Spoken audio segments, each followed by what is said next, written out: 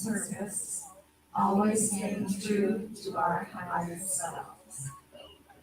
So there you are. Thank you for that. I just wanted to give you a little taste of what's to come in Reverend Kamatar's message. It has a lot to do with self-love. And so I keep my Science of Mind magazines. This one happens to be from February of 2020. And it says here, Ernest Holmes says in his book, this thing called You, plant love in your garden, kindness and sympathy flow from the heart of love, and human goodness follows divine realization at every turn in life's road.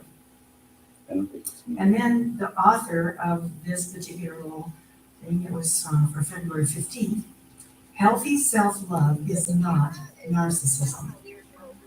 It's not selfish or self-centered. It's really just acknowledging the gift of God that each of us is, honoring one's own life as the life of the one. Many of us say that we love ourselves, but our actions don't always show it. And I'm so grateful that we're actively teaching and learning self-love. Karen Drucker is one of our New Thought musicians, and she wrote this great song, this lyric that is called Being Gentle with Myself. And she sings, I will be easy on myself, and I will love myself like a newborn baby child. So if you ever have heard her music, that's just one of those chants you can keep saying over and again. It's a beautiful image. Can you see yourself loving yourself and giving yourself care, just like you would a newborn? I know many of us are stretched thin by caring for others. I can easily call to mind a dozen people in my church who are caring for elderly parents, or a partner with Alzheimer's, or raising their grandchildren unexpectedly. Sometimes love asks a lot of us. I know it can be hard to make oneself a priority when there are so many important things that you're doing. It is important though. What good are we to others if we ourselves are depleted? Today, can you give yourself permission to love yourself in a way that is felt and meaningful? And the affirmation is, I love myself exactly as I am. I'm willing to be kind and gentle with myself. I give myself all I need to be my very best, and I rest in the peace of perfect being. And so now, I believe it might be time for Susan to provide us with some more inspirational music. I just love all the new stuff you're bringing to us, Susan. Well, thank you, Marilyn. Yeah, I have a new one. This is new to me as well.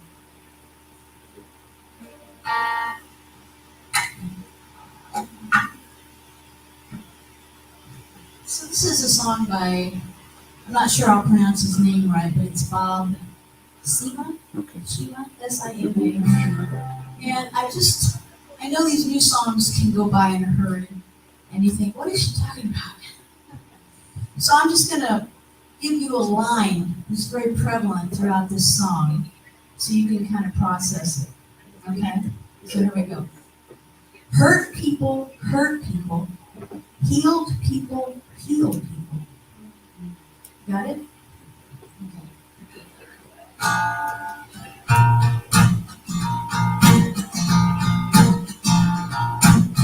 Come on, get ready for love. Come on, get ready for love. Come on, get ready for love. Love, love, love, love. Hurt people, hurt people. Heal people, heal people. Hurt people, hurt people. Heal people, heal people. You can't turn down the darkness tonight, but you can turn up the light inside. You can't burn away the hurt or hate away the hate, but we can deal with it. Come on, get ready for love. Come on, get ready for love. Come on, get ready for love. Love, love, love. Hurt people, hurt people. Heal people, heal people. Hurt people, hurt people. Heal people, heal people. Hurt people, hurt people. Heal people, heal people. How many generations past this on? How long have you felt this pain? How many more hearts gotta ache before we decide to break these chains? Come on, get ready for love. Come on, get ready for love.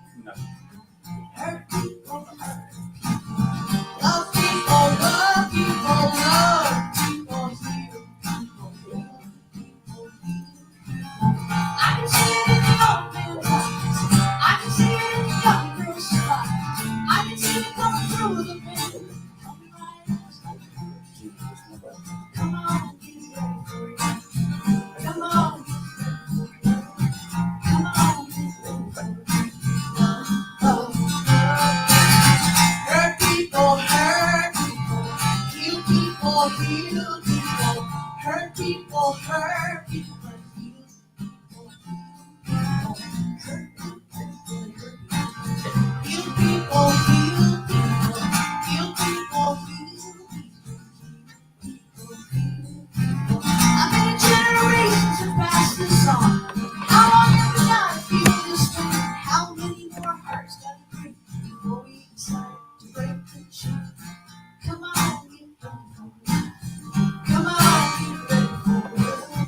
Come on, get ready for love. Love, love, love. Yeah.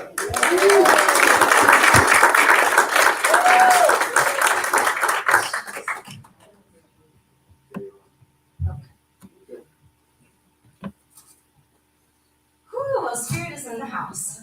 Very synchronous between the readings and the prayer and the music and just, wow. Because the topic for this month is embracing self-care. And the topic for this week is about the evolution of self-care, the historical evolution, your personal evolution, because that's a relationship that evolves over time. And I would even go so far as to say it's also a revolution when we look at self-care nowadays. So starting with the history of self-care, in the 1950s, self-care was used with patients to encourage them to see their self-worth, which would in turn help patients perhaps make better choices, healthier habits like eating and exercising, and in general, just let's cut out habits that don't help our self-preservation. That was the concept. And certainly we know all the benefits of managing our self-care. It helps us to manage our stress and lower our risk for illness and extending our life expectancy, also increasing our energy, our clarity, our creativity, our productivity, the list goes on and on and on. But the biggest benefit, I think, is that self-care creates a deeper sense of peace and satisfaction with life as it is. Whew. And then self-care was monetized. Woo!